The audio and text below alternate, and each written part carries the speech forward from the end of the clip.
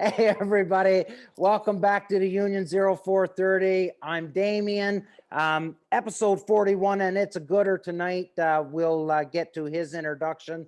As you can tell, we're missing Dark Cloud tonight. He's just getting off work. So we've got Mark down in Nova Scotia. Mark outside of Ottawa, Ryan down in Nova Scotia, Phil in Oshawa, and coming to us all the way from Kansas, Mr. Bobby Hayes of Ducklander Calls. Bobby, thanks for coming on, buddy. No, man, no problem. Glad to be here. Wish I could do it during season, but we hunted a lot this year. Well, priorities, man. And COVID made us pretty busy with duck calls. A lot of guys hunted this year. Yeah, that's something I wanted to get into. I wanted to ask you, just has COVID affected business for you in a negative way? And I guess you kind of just answered that. The first 6 months of the year was a little slow, but we were building a shop, so it was okay. Then we were a little worried, but man, from October to December 15th was ridiculous. We actually had to shut off the phones. We could not talk to everybody. That's a good problem to have, buddy. So yeah, no, negative. Yeah, no. This year is the first time ever we put everything we had available on the website to purchase, and pretty much all the phone calls were just, "Do you have it?" So we couldn't. There's just me and my wife that answered everything, so we couldn't talk to everybody. Wow. So yeah, so that was a couple of the retailers that I do business with were in about the same boat, except for I had enough people to answer the phones. But yeah, the amount of stuff that was sold this year was astounding. Well, that's again, like I said to you before we hit record, that's what happened when you have a quality product and something that people are looking for, right? You're going to be very thankful for it. Yeah, like 100% thankful for it. But it's just kind of one of those deals. You kind of got to pick how you can service everybody. Yeah, and the phone is the slowest of the bunch. So. But yeah, so no, COVID didn't really affect fishing stuff this year. This last spring was the craziest thing ever on outdoor sales. Wow. When COVID first hit, everybody just went fishing. I don't know if it was like that for you guys up there. You went turkey hunting? I went turkey hunting. No, everybody in the United States fished. I mean, that was it. Yeah, you couldn't buy rods, reels, skateboards. I mean, the stores were empty. Yeah. Yeah. Bobby, I wanted to sort of kind of get the conversation going and talking about Ducklander and you know how it all came about and now you're into a new shop. So, when I had my first Ducklander call in probably 2015, I believe, was when I got my very first one. Like when did Ducklander start? I started selling calls about 2004. Okay. Part-time gig for quite a while. I owned a stucco business. I don't know if you know what that is. Yeah. But yeah, we did mostly residential homes. So I started tinkering with calls in probably 3 or 2. Started selling them in 04. And then in 2008, the housing industry crashed. So it was it kind of became my full-time income out of not out of choice. Yeah. So yeah, so that kind of helped me hustle a little more. But yeah, I'll get a few. I try to help other call makers, when they shoot questions over whatever, I don't mind.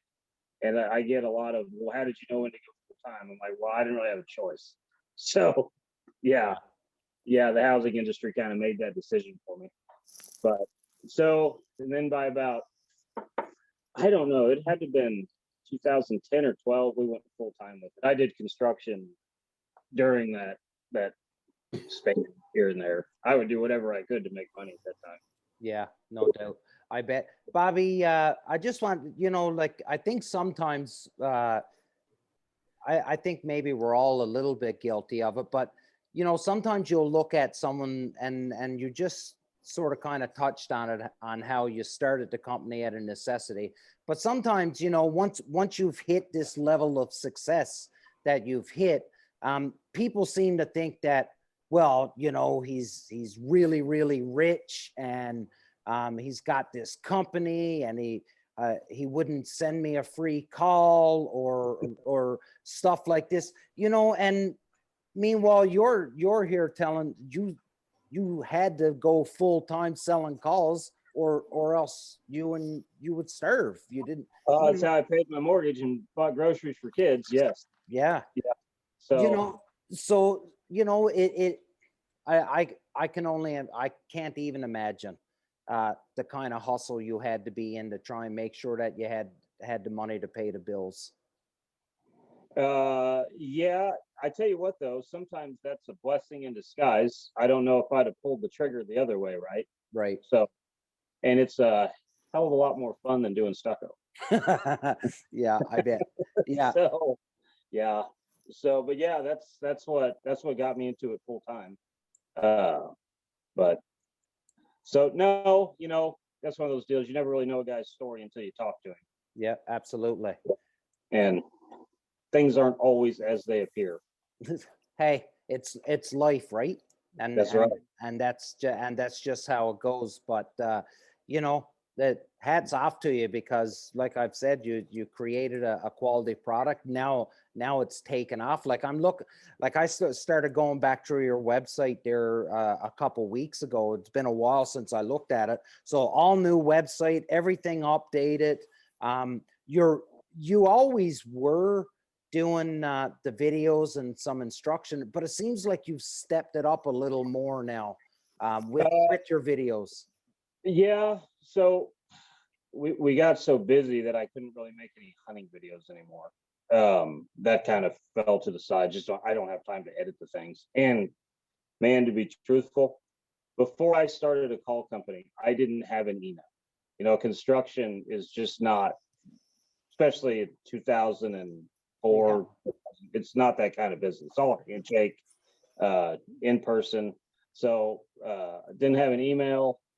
Never built a website, none of that. So that all, I learned all that while I was trying to sell calls. But so we used to film, edit the shows, so that kind of fell off to the side. But through doing this, I really enjoy the teaching side. I really enjoy teaching people how to run a call. And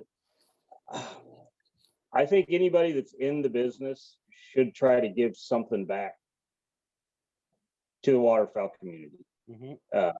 I think it's just better as a whole. So I firmly believe that if you can help somebody have just a little more success, they'll stay in the license pool. Yeah. And I know it seems like there's a lot of duck hunters. I think we're just a little more condensed now because the ground we can hunt's gotten smaller, but license sales are not at an all-time peak. So we need hunters. So I enjoy it if I can help somebody just have a little more success. So we really amped up on the calling instruction side, and social media is fantastic for that. Yeah. Yeah, that's my favorite part about social media. Kind of an oddity about me, and I don't know if customers notice or not, but I am on no pages that are waterfowl related. I do not get on. I just don't get on pages and look at waterfowl stuff on social. I post on our page and then I go away. Yeah, Smart I'm man. available. Yeah, I'm available to talk to, but I don't really get on the forums and the groups and get in with all that. So Yeah, you're not missing anything. Well, No. what's you get the miss shaking your head at some of the bonehead stuff that you get to see on there.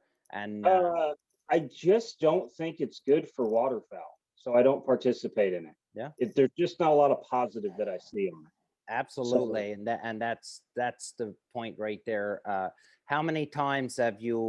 Well, I know you haven't because you don't watch it, but between the three of us, the four of us here, how many times have you seen a new hunter come on and ask a question on these forums and just get absolutely chastised for asking a simple question that Yeah, I 100% agree, and that I just don't enjoy that about a lot of those platforms. So I don't participate. Now I know I probably should to try to correct that, but I'd rather they just found where I put the information out and go there. So now I do enjoy Instagram because I can follow individuals. Like Phil, I like following his photos. So I do enjoy that part because you lose all the group negative on that area. Yeah, that's honestly the best part about Instagram is like zero politics, zero nonsense. It's just people posting awesome photos, some likes here and there. Yeah. No drama, none of this nonsense, right? No, I'll be honest. When I make a social media post, I couldn't even tell you what photo got what likes. I could care less. I'm just posting if I got something to say and to see if other people want to share it. The cool thing about Instagram is you can completely mold your account to fit you. Yes, Everything you see is stuff you're interested in. that Right? is You don't like exactly it, unfollow it, carry on, right? yeah, good Mhm. point. My least favorite platform is YouTube. Yeah, That's kind of funny because we were talking about your calling videos, Bobby, and I was excited when I found out you were coming on because your calling instructionals on YouTube really put me over the hump back when they first came out. When I just started to run a single read, and I don't know what it was. I mean, I always tell people like watch every calling instructional video you can get your hands on because for once in a blue moon, for whatever reason, one will affect you more than another.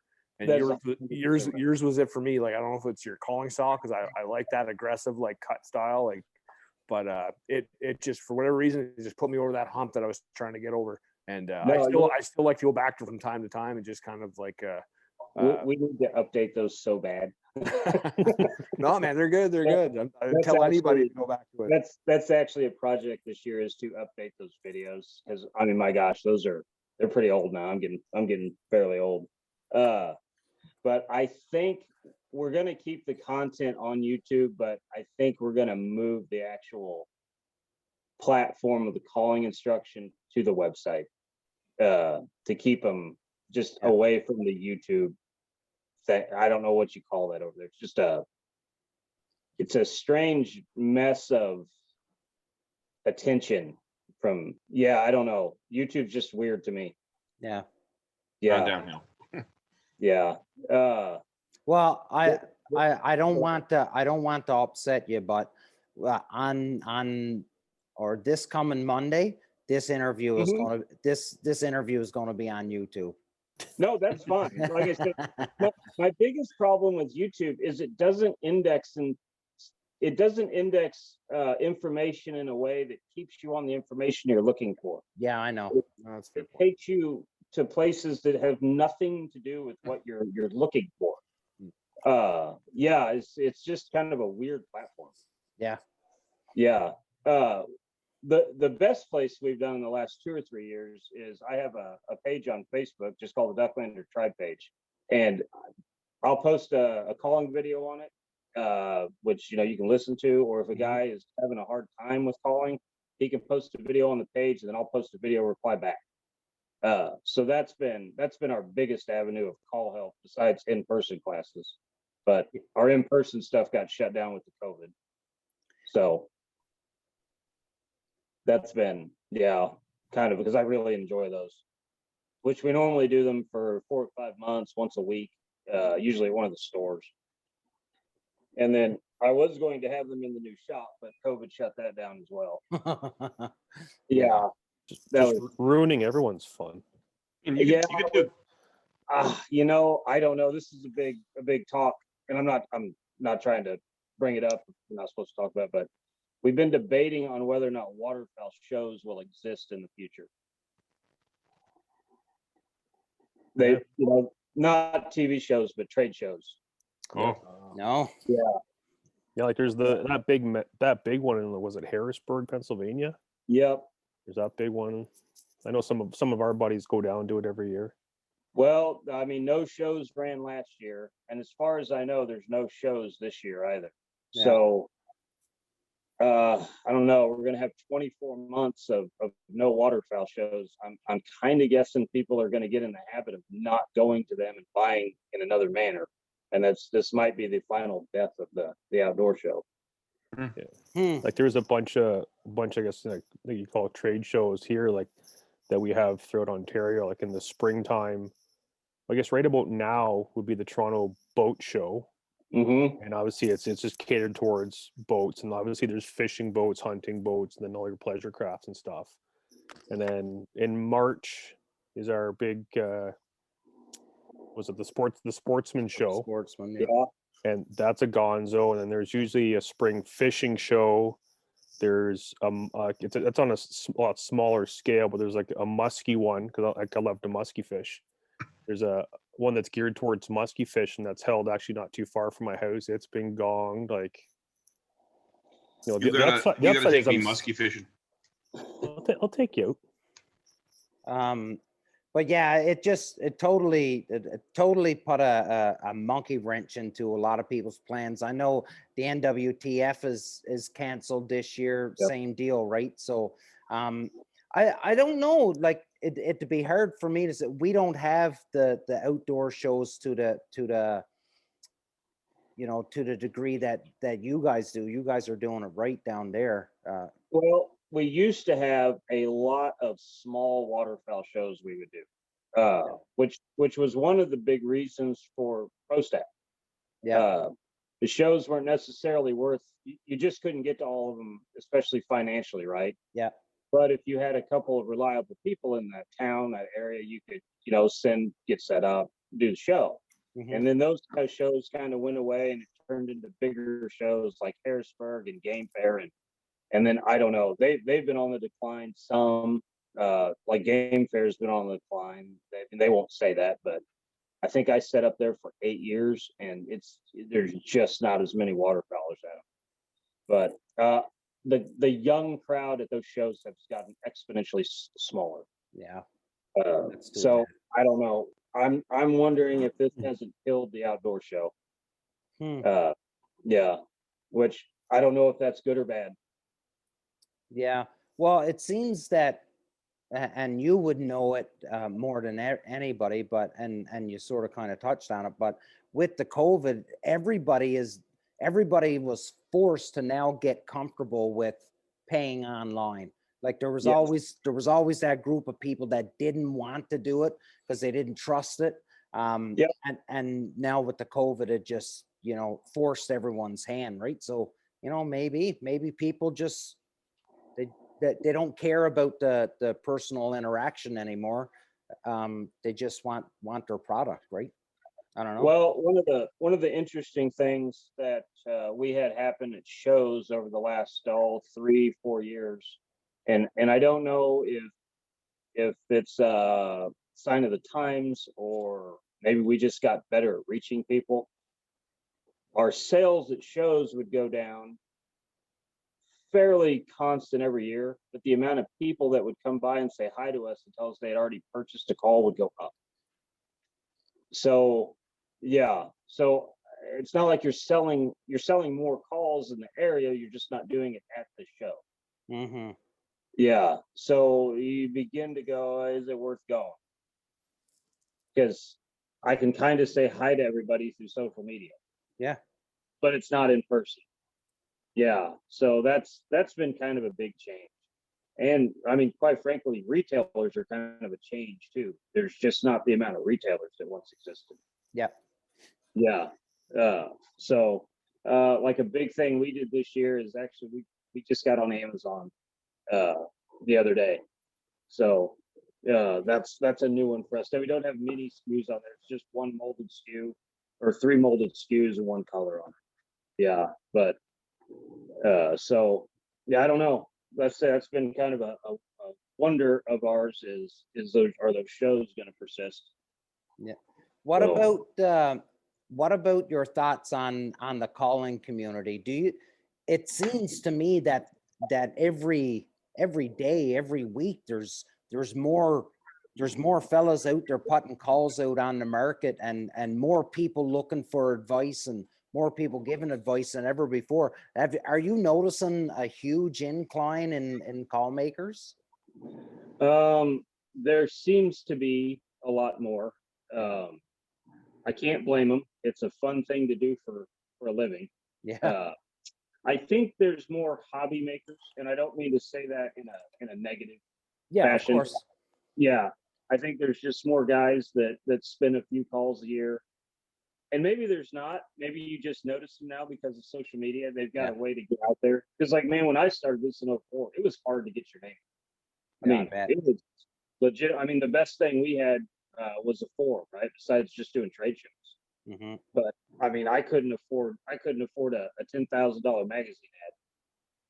Yeah, that just wasn't possible. So spent a lot of times on the forums, and they were okay, but you're only reaching so many people on a forum. Mm-hmm. Yeah, that's kind of capped at the forum's popularity. So I don't know. Maybe it's more you just see them now. Yeah, maybe.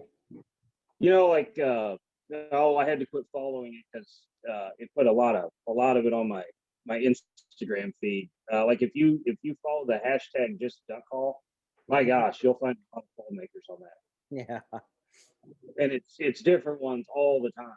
Yeah, which, like I said, nothing negative to it. I just don't want my screen full of it.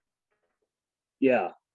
So I don't know, but probably anything that is growing is good for waterfowl, I would think.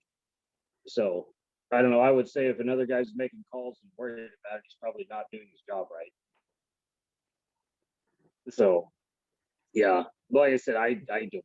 It bothers me none how many call makers there are. Yeah. No, of course. Yeah, but the instructional side of things, that'll get me a little bit. If I see somebody, my least favorite is I don't know how to do this very well, but let me show you how to do it. That is, and it's not that I mind that they do it. I just want the kid that's trying to figure it out to be able to filter through to find what's going to help them. Yeah. So sometimes I think they have to filter through a lot of that to get to some actual valuable help. You agree with the I don't know, the saying, there's no such thing as a beginner duck call? Is there such thing as a beginner duck call? Yeah. So I've got a little different take on this than what you'll hear most guys do, or what I've heard most guys do. So my spill to a guy is usually if they say, "Hey, I'm just starting out. What do I get?" If you're going to touch a duck call during duck season and then you're going to put the duck call down, 2 reads is absolutely fantastic for that person.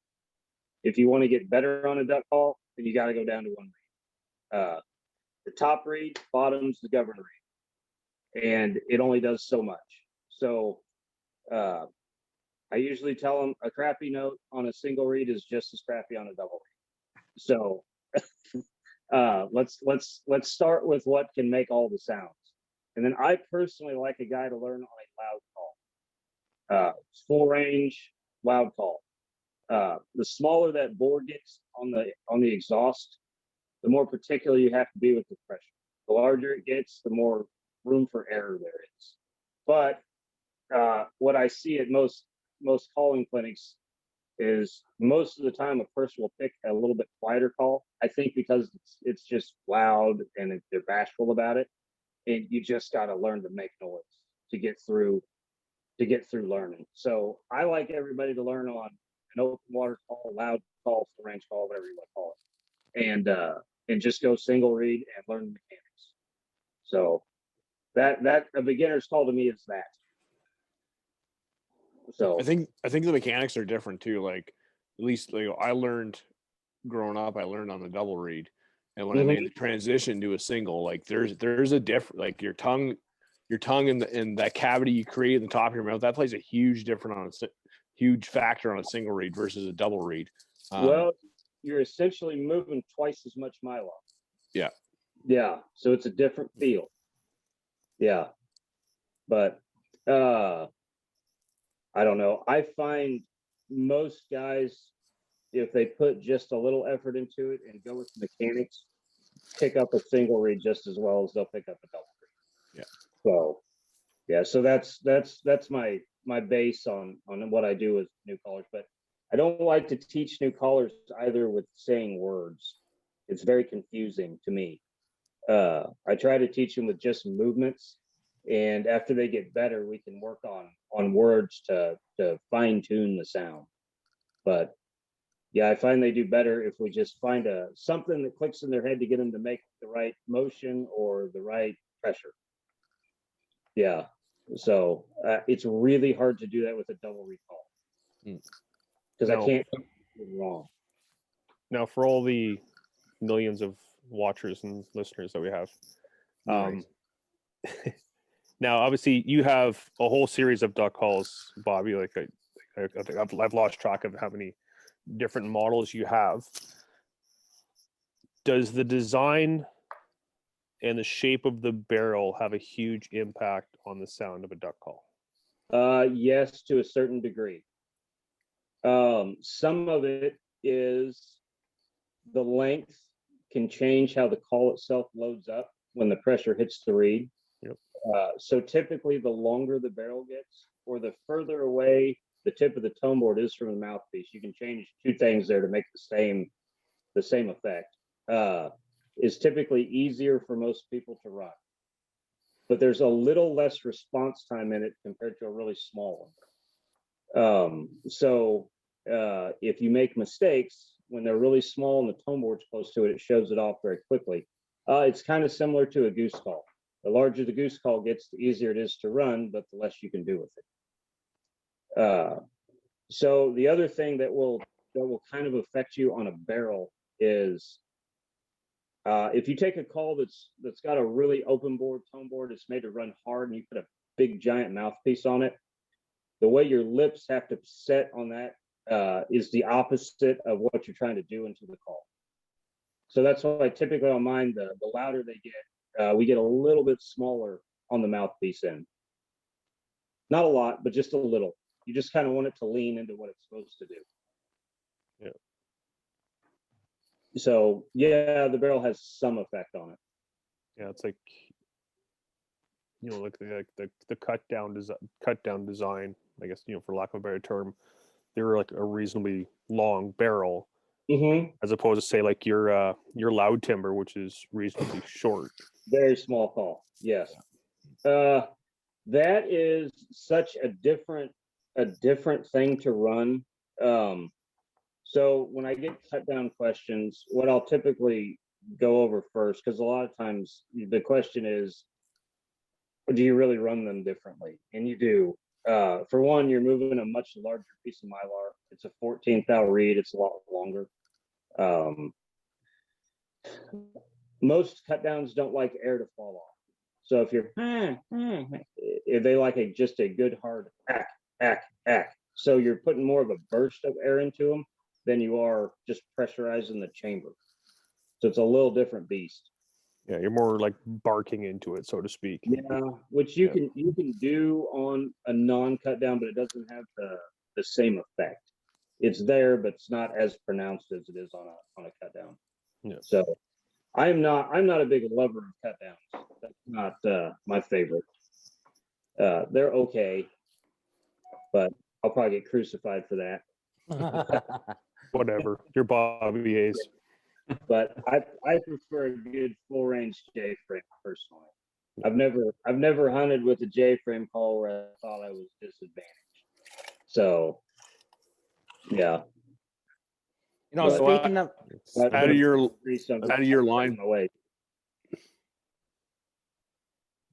got 10 people talking at once. Out of your line, Bobby, what's your like day in, day out go to call that you like is on your lanyard when you're hunting? I run an LT hand cut about 80% of the time. And the other 20% I'll run a fuse. So the LT is the full range call, it's the loudest call I make. And then the fuse is a louder mid-range call. So and I kind of base that on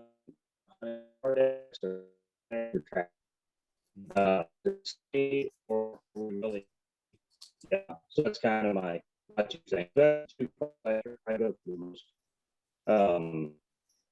I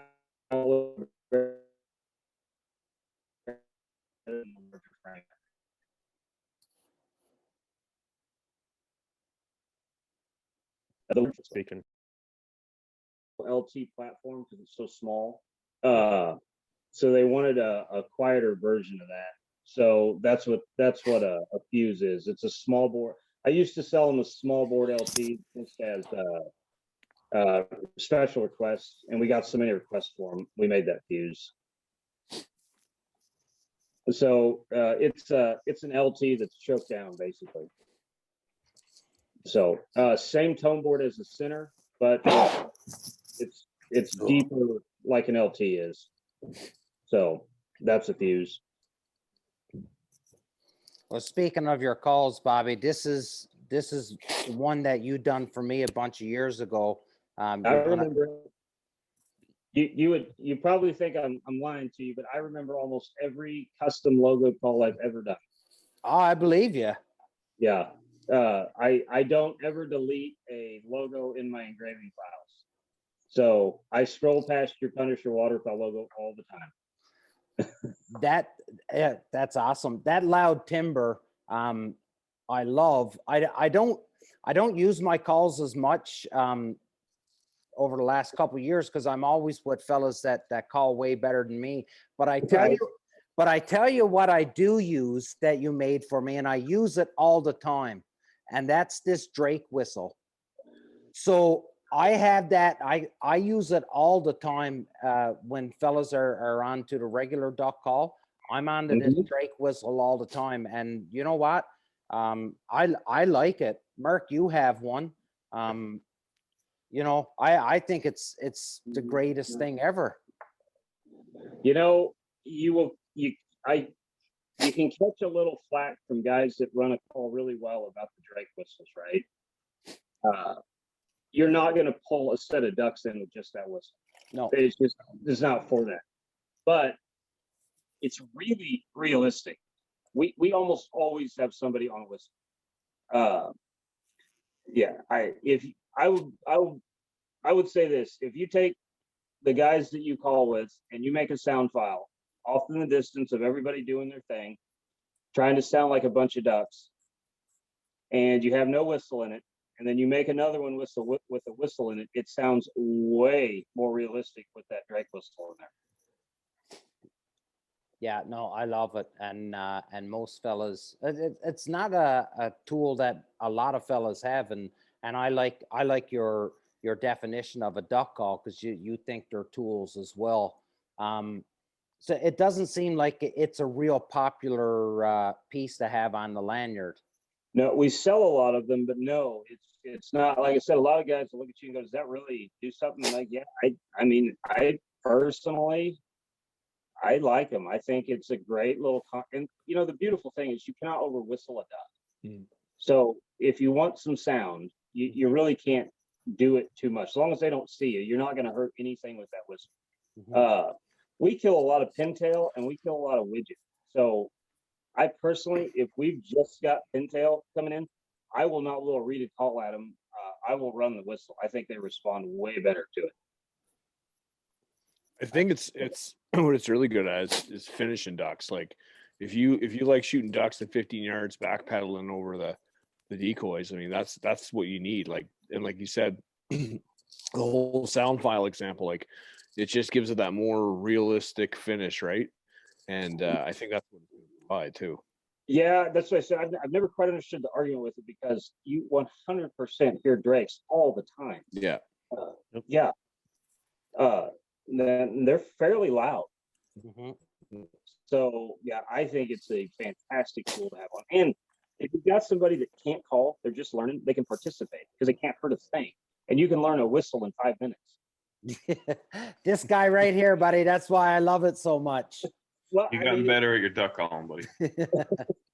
yeah, it's great for that. So Yeah. no, I think they're super fun. Dude, they're super awesome for kids. Like Yeah. if you want your kids to start getting involved, it's so easy to sit a kid down next to you, especially in an A-frame, and teach a kid how to whistle on the corners. For that to start translating into blow a reeded call on the corners. Wow. Yeah. Yeah, but I mean, they can at least get the idea of what spinning a duck would be. Yeah, you know, because like a lot of times you could take that same scenario, and if they just want a little chatter on the way into finish, you know, that kid can sit there and peep on that whistle and get the feel for how to finish a duck out, and it doesn't hurt anything. That'd be pretty awesome for a kid to be able to go and say, I was with my dad and I'm the one that called in those birds to get them to Absolutely. finish it. That'd be a pretty cool thing to brag about at school the next day. Yeah, well, plus, like I said, they're learning. Yeah. You can actually teach them timing, which is, I don't care how good or bad you are on a duck call. If you don't have timing on it, on reading the birds, you're going to struggle. If you blow the thing the best in the world, but you don't have timing, you're just going to struggle. So teaching that new guy or that kid timing is crucial. So, yeah, so no, they're a great tool.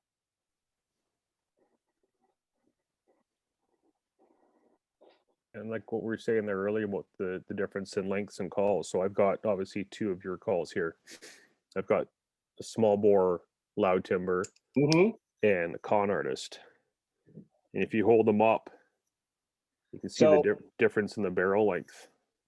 So we do this a lot at calling class and at well, former waterfowl shows. You know, you can go with the guy and you can say, well, this one, this is the difference in length. And they'll look at you like, does that really matter? And when they run the two, most of the time they'll like one or the other better. They're like, wow, that makes a huge difference on how I run that call. But yeah, just that little bit. Well, even like the inserts too, looking at them sitting here, like, you know, there's different in the inserts as well. And yep. Yeah, just a little bit makes a big deal. yeah, well, you're talking like, you know, thousandths of an inch, right, when it comes down to it. Yeah, everything you do in a duck call affects something else. So all that is very planned.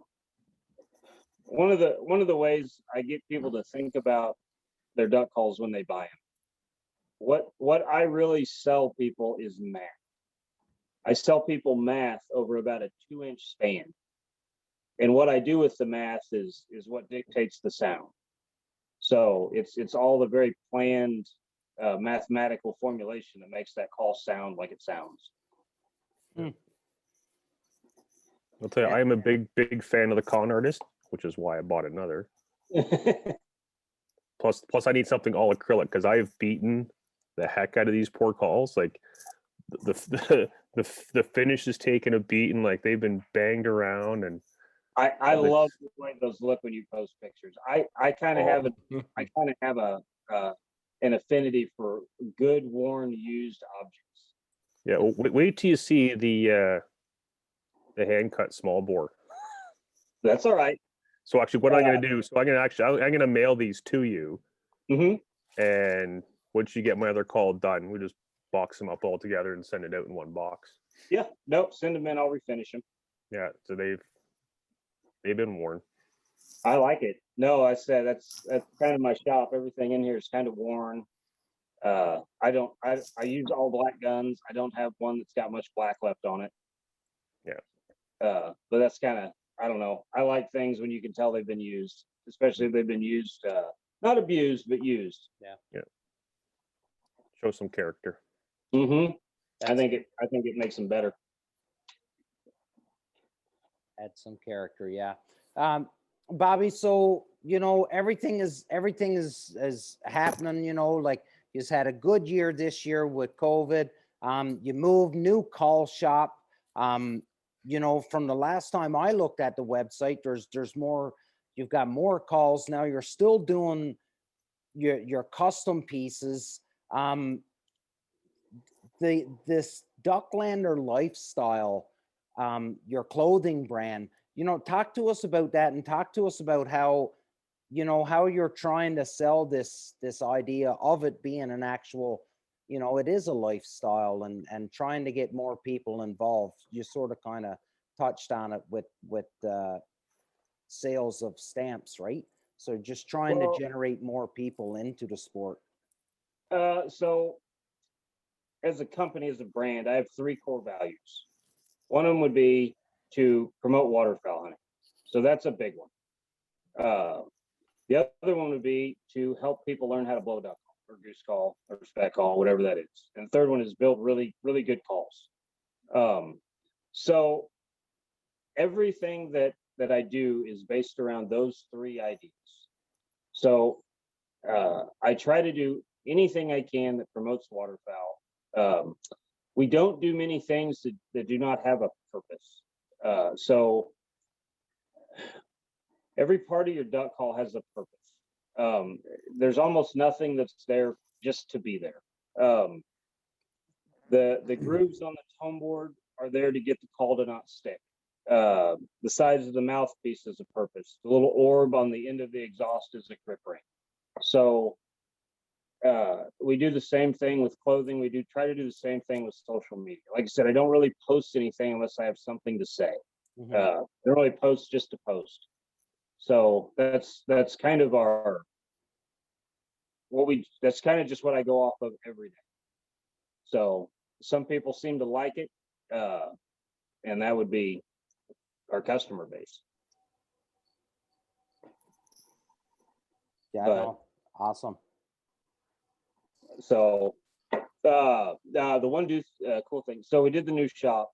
We were extremely out of room at the old place, which the old place was the 2 cars garage at my house.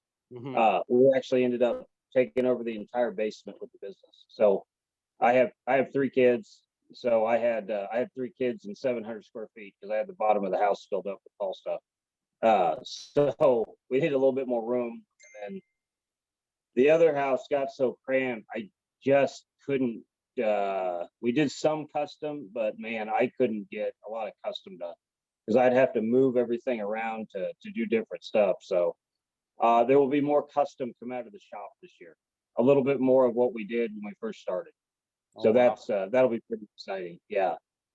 So and then the clothing line, we do hoodies and hats and stuff, but we're rethinking that a little bit to come up with a little bit more of the clothing with a little more purpose other than just having gear.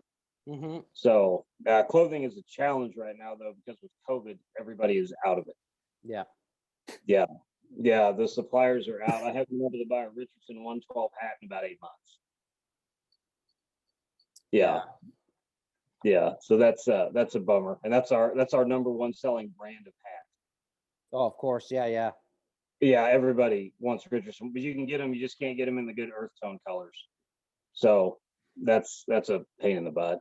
Yeah, big time. But yeah, and then I can't talk about it much because we haven't released anything new yet. But we went through this year, and we'll actually have a tone board change this year. On every model. I haven't had a tone board change in probably 3 or 4 years. It's not real drastic, but it's an improvement. I've always gone through, and as I make calls, if I find something I like a little better, I go with it. I don't really announce it. So this is the first kind of more drastic change we've had in, like I said, about 3 or 4 years. So we're going to announce this one. The LT is a little bit deeper running, and it's a little bit stiffer running than what we've been putting out. Which most of that came about because of the reed kits. Which that's the greatest thing I've ever done to help people figure out a call from a mechanical call standpoint. So the tone board change is kind of more based around the reed kit usage than anything. But so we stiffened the LT up a little bit and added just a little more rasp in the top end. But so we're going to announce that probably in May or June. Cool. And then we're separating the stock calls and the custom calls this year because believe it or not, I get a lot of complaints because we have too many options. You have too many what? Sorry. We have too many options. Oh. Yeah, right. So, that's kind of those things, like we did this, and then we did tips, and then we did custom paint fill, and then, it kind of grows. And we do get a lot of customers like, man, I just really want a call. So do you just have a call? You just got so many choices. This is daunting. Yeah. Yeah. So there'll be a new website up probably in June. And on the new site, it's going to separate the custom side and the stock call side. Okay. Yeah, so we'll have colors available that are just stock calls we keep in stock that can go out right now. Mhm. And then on the custom side, if you want to dive into that, it'll have an easier way to select custom online. Okay. So that'll be a big change this year. So I'm dying not releasing this stuff. Are you you backed up on custom orders right now? Believe it or not, I mostly am the same week or the next week on all customs until you get to Christmas time. So, Okay. yeah, I hardly ever run too far behind on anything. So, I do CNC calls, but all of the wood calls, any burl, all that stuff is still done by hand. So, if a guy orders a burl and he sends me a blank, that gets turned in the shop. So there's never really a 4 to 6 week wait because I'm not sending it off anywhere. Or if somebody calls up and I don't have a Coke bottle call on hand, as long as I have the material, I usually spin them the same week. So yeah, so no, not really. But Pretty good. now the newer custom stuff that we're coming out with, that will be just stuff that I spin and you cannot order it. You can just buy it when I have it available. They take too much time to. Mhm. Yeah, these are a little more involved calls. So these will just be small batches and whatever I felt like spinning that day. Some of them don't even have the same shapes as the current calls. They're just whatever I'm thinking of that week when I make the batch. So that's cool. kind of fun. I haven't got to do that for 10 or 12 years. Yeah, like some of the pieces, like I think there was one that you posted the other day. I gotta find this photo. I've been doing little sneak peeks of them. It was one. It was a good photo. It must be on Facebook. It should be on both. was- I usually put it on both. I posted It was.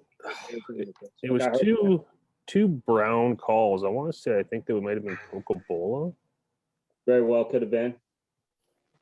but just like stunningly beautiful calls. Yeah, I'm not gonna find it now. Damn it. But yeah, so that's going to be a little new aspect this year. Which, like I said, I got the new shop, so we're efficient enough now. I can. There I we can- are.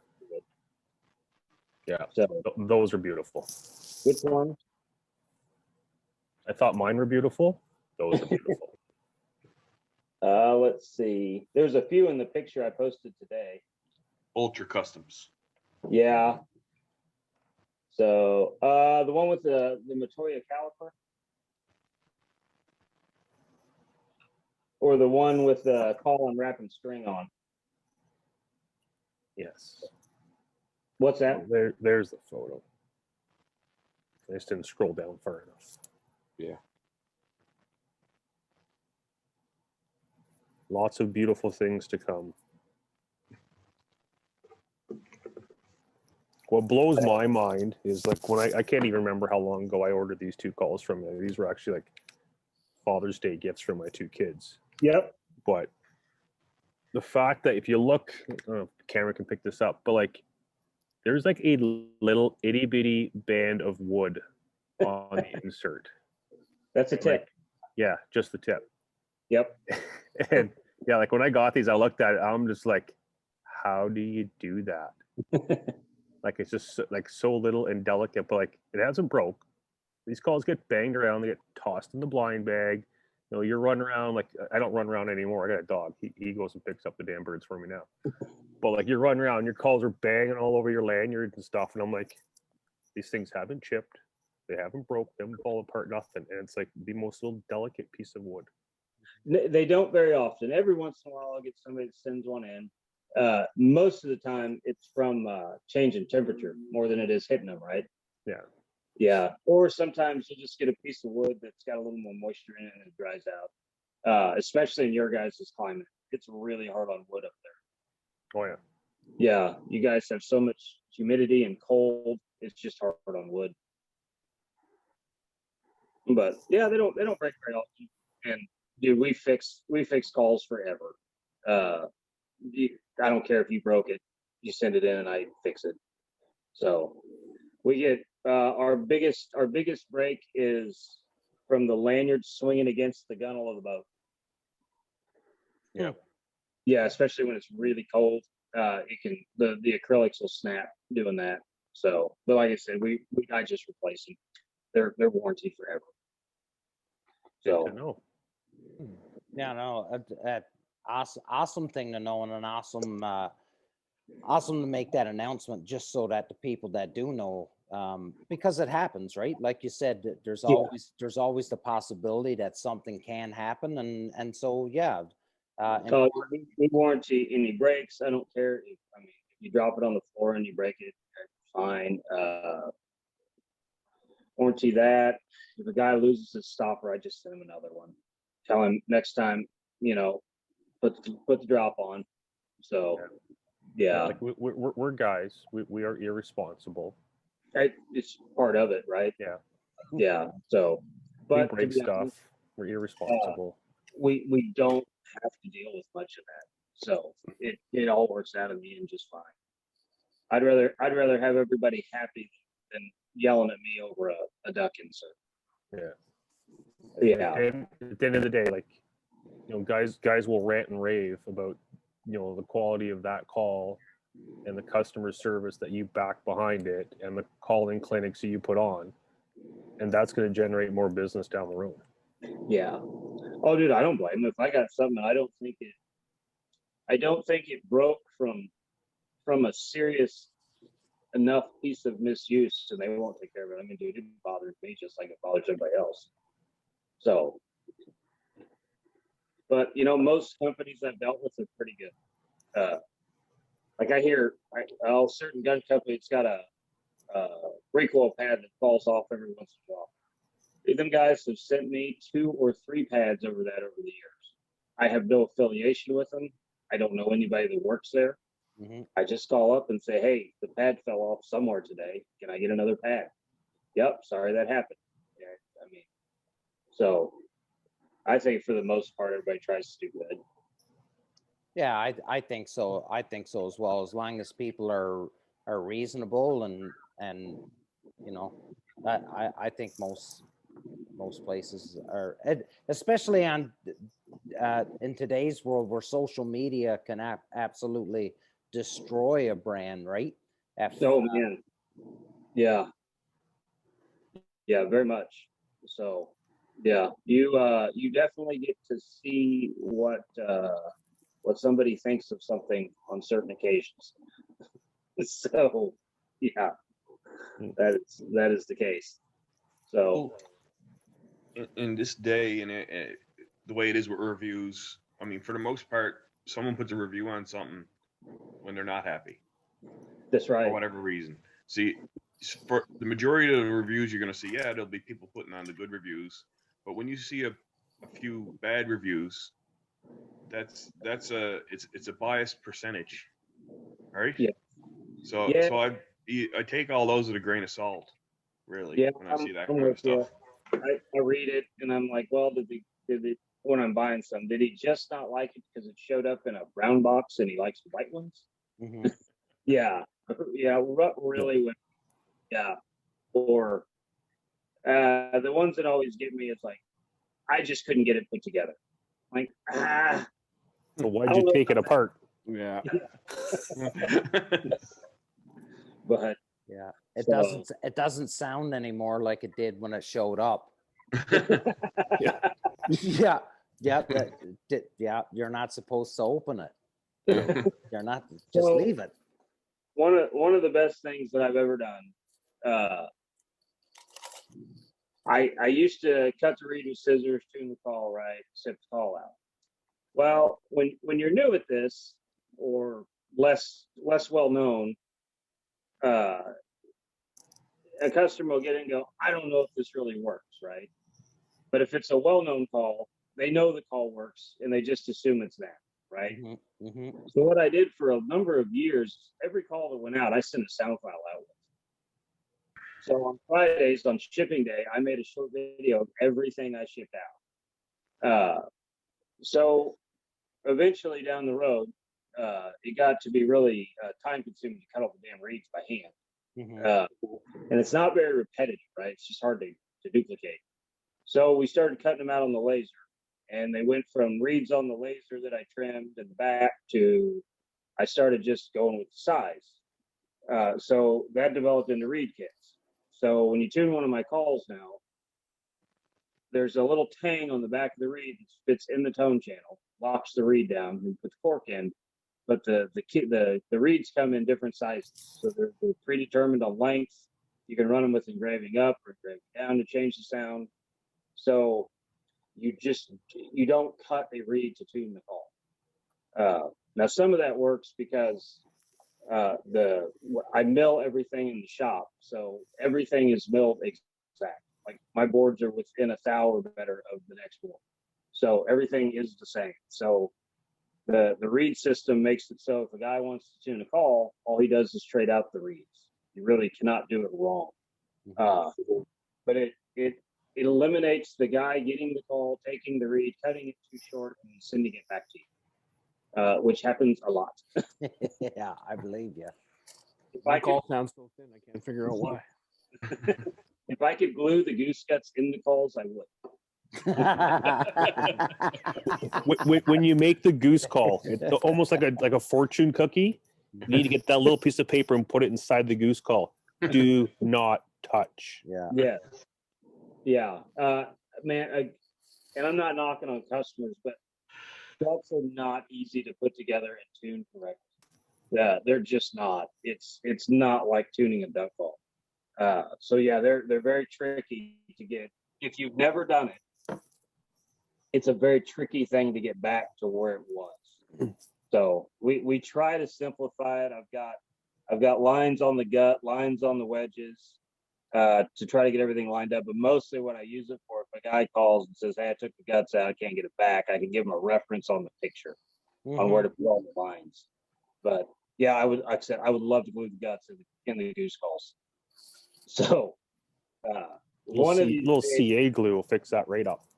yeah, one of these days I'm going to come up with a good read system in that goose call like I have in the duck calls. I just haven't quite figured it out how to get it to where you can just take it apart and put it back together and make it where you can change it to a tune.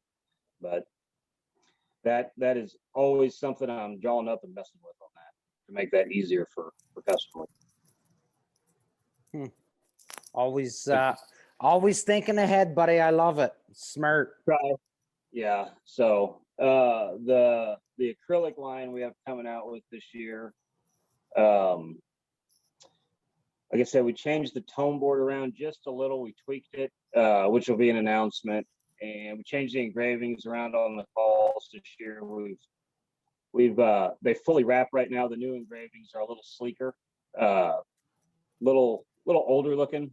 I'd say more mature looking. I'm not big into flames, so a little bit cleaner. And then there's a better air groove system in the tone board. The 2 grooves we had worked really well, but I played around and I got something that's a little better at that. And then we changed the colors around this year on the stock calls. So this is going to be something I'm going to see how people respond to. A lot of the colors that I've chose, not a lot of guys make calls in. So this will be kind of an interesting thing. So far, everybody that's seen them has really liked them, but we'll see. You never know when you do something. Now, Yeah. a guy can still order fluorescent green and smoke, whatever, but it's going to be on the custom side. So, but I kind of picked the genre of call colors that I think you should. I don't know. They're just really good looking, a little sleeker looking. So that'll be kind of a fun thing. And then we've added a little better grip to the insert. So, like I said, I try to do everything that has an actual function, like nothing's a facade. Mm-hmm. So, yeah, so that'll be pretty fun. Like I said, that should come out in no, it should release in June. So maybe if we get the timing right, you'll let me come back on here and tell everybody about the new releases. 100%, buddy. We'll book you in right now. No, it would be cool though. It'd be an honor to have you to come on and talk about your, and make your announcement and and talk about the changes that you're bringing in this year. To be an honor to have you on. So we will be talking and 100% have you on whenever you're ready. You just tell us, hey, listen, I want to come on this date. It's either a Wednesday night or a Thursday night that we record. Perfect. Yeah. You let us know and we'll be here, buddy, and love to pick your brain a little bit more. We're at about that 60-minute mark now, fellas. So we'll probably end her off there. And I'll let you have I'll give you a chance to do a last word, Bobby, but Ryan, Phil, Mark, we'll start with Ryan. Go ahead. Any final questions you have for Bobby or anything you want to say? No, thanks, Bobby. Great meeting you, man. Awesome to chat, everything about calls and I really appreciate it. It was, for me personally, it was a real treat to get to meet you. You had a little impact on my calling progression, so I thought it was pretty cool. But thanks again, and thanks again, and hope your business continues to escalate at the level it's going, man, and keep pumping the quality product out into the waterfowl game, because it's you got a good thing going. So best of luck to you. Thanks, sir. Mark. Good meeting you, Bobby. Good chatting with you. One of my regrets in the last 8 or 10 years of waterfowl hunting has been not getting one of the Punisher Waterfowl Ducklander Calls. We can make another. That's another conversation, buddy. I sort of spoke to that today on Instagram. Sorry, Mark, I jumped in on you there. That's fine, because if Damien wasn't getting another set done, I'm probably going to hit you up for one anyway, because I need another decent duck call on my loop. I have a go boom, but I want one of yours. So if Damien doesn't do it, I'm coming anyway. Yeah, no, we're doing it. We'll get one in all the new stuff. So yeah, absolutely. And sorry, Phil, I'm just that I still to this day get compliments on that loud timber. So that hand cut loud timber that I got. Like there's fellas that are using, one of everybody's calls. And I know Ryan has used that loud timber that I've got, and everybody just absolutely loves it. Good to hear. Phil, sorry, buddy. Well, thanks to Damien and Bobby, as I watch my bank account plummet. But thanks again for coming on, Bobby. We really appreciate it. Keep up the great work, great calls you're making. Like those calling clinic videos and stuff like those mean the world to us as waterfowlers and helping guys, improve their calling and trying to be a better waterfowler. And I still time to time I'll go back and watch some of them. I know I will not become nearly as good as you, but you've definitely imparted some wisdom on me, and I've definitely seen some improvement in myself just from watching your videos. And thanks again. Love hearing it, man. That's the whole goal. So keep the photos coming. I like looking at them. Bobby, from me, buddy, it really, really is an honor. Like I said, it's been about 5 years since my first time I bought a Ducklander call.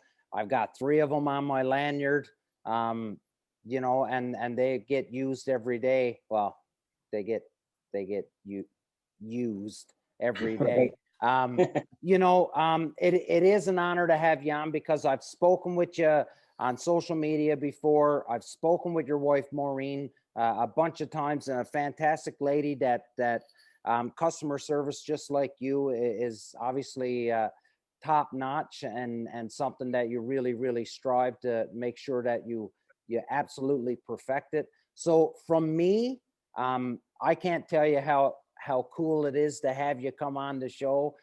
Back when I first started, never would I have thought that this is where I'm at, and it's sometimes intimidating. Like it was great that Phil reached out to you and got you to come on tonight.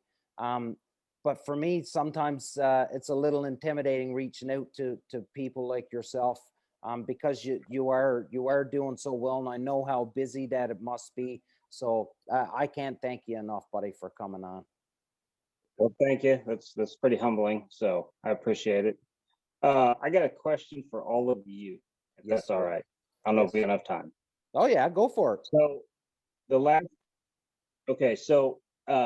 I keep record of our hunts since I was 20 years old, right?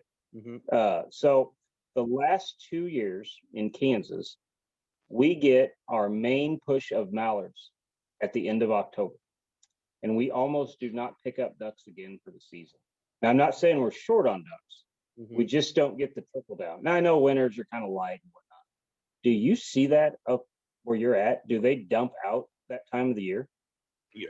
So it's freezing up here, but around that time, the end of October, you start hitting November, it starts freezing up above us.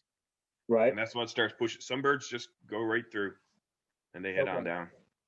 So we normally get a push, October, you got teal, gadwall, widgeon, and then you get your main push around Thanksgiving. That's usually our big push, right?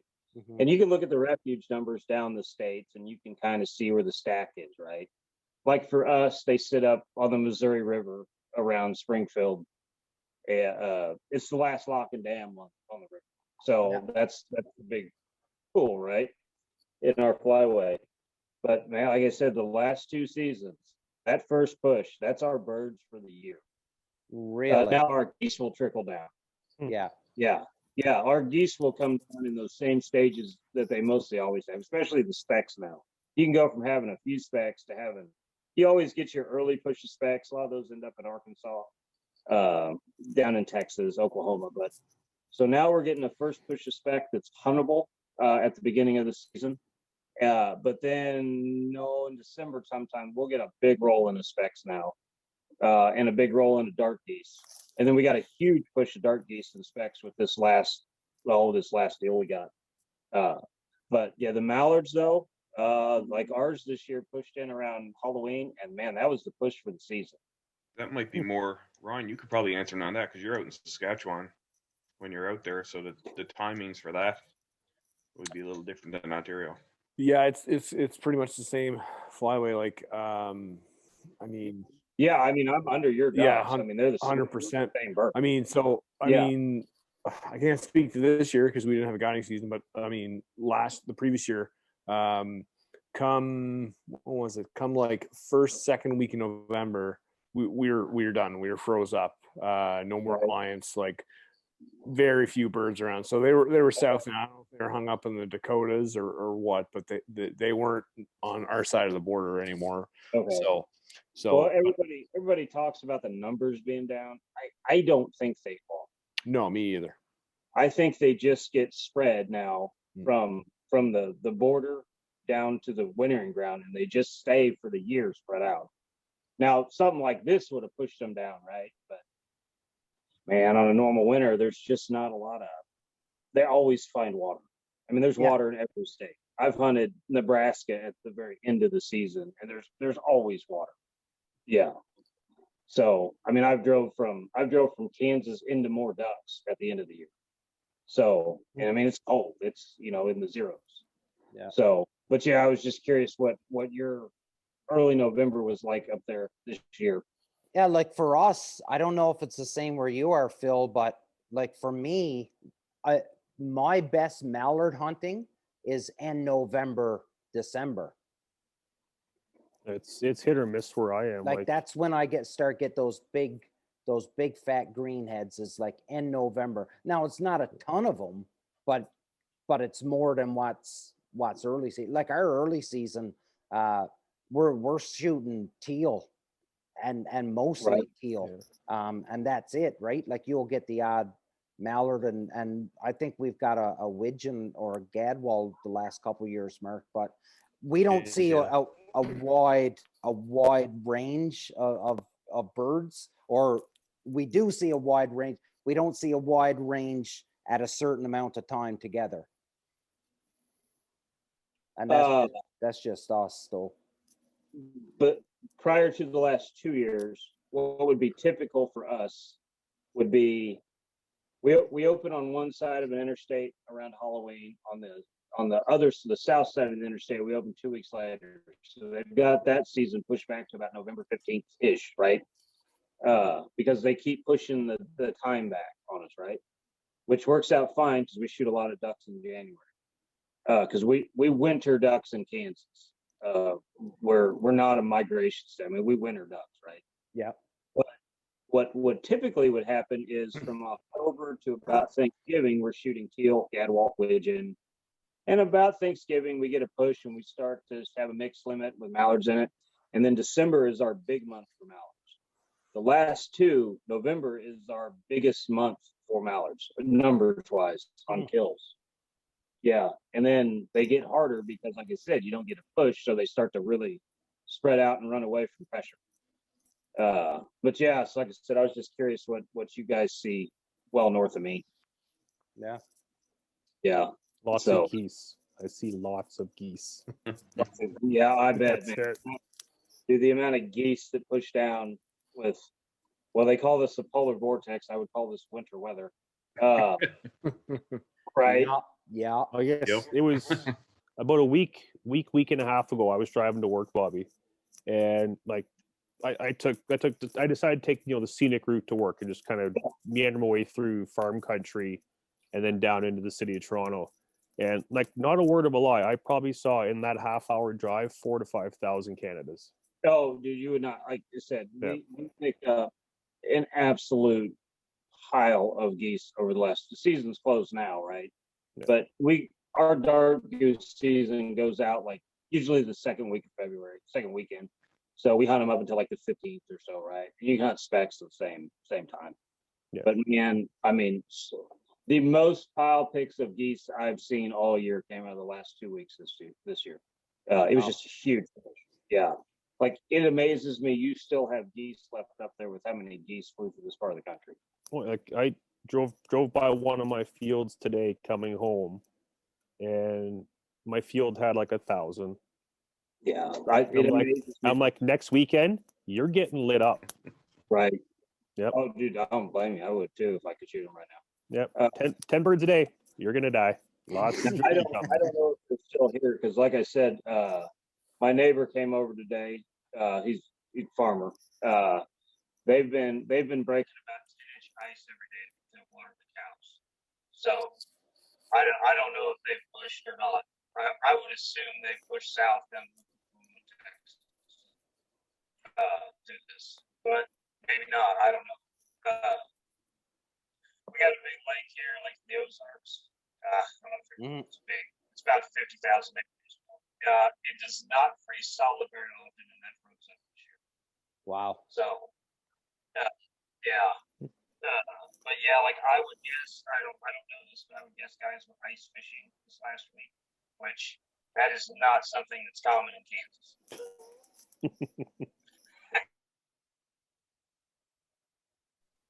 So that's all I had. I was just curious. No, awesome. Again, now I'll ask you any final words, Bobby, before we end her off, buddy, or are you good? I appreciate you guys having me on. So, I'd love to come back. I don't know if I'd say new stuff, but tell everybody about what we did. So, and man, if anybody needs help on a call, you can look me up on Facebook on the Ducklander Tribe page, and I'll be happy to help you. I don't care what brand of call you got. Yeah, you can post a video, sound file, say, hey, this is what I'm doing. How do I fix this? How do I get better? Just whatever you work on, and I'll reply back with you with the video. So, but yeah, it's there if anybody needs it. Awesome, buddy. Appreciate it. Thanks so much. And you will be, I will be in touch and getting you back on, buddy. That I promise you. And we will be doing another line of calls. But that's stuff we're going to talk about behind the scenes and have it ready for the fall. But we'll get to that. Everybody. Oh, go ahead, buddy. Sorry. Can you send me a link so I can post this? Yeah, I will. Is there a way to do that? Yeah. So what'll end up happening is that I got to edit it a little bit and stuff, so it'll go up on Monday morning. So I'll send you the link Sunday evening, so you have it. Yeah. Okay, buddy. Send it over so I can post. Yeah. No, appreciate it. Thanks so much. Everybody. Thanks again to Bobby Hayes from Ducklander Calls for coming on the show and hanging out with us. There's obviously a lot of history with Bobby and all of us here on the show. So it's pretty cool. And honestly, one of the reasons why we're doing what we're doing. As always, we are as advertised. No experts, no big shots, just a bunch of friends that love talking duck hunting and meeting and finally doing face-to-face with people we've been talking to for years. Take care of everybody. Take care of yourself. Big love. See you next week.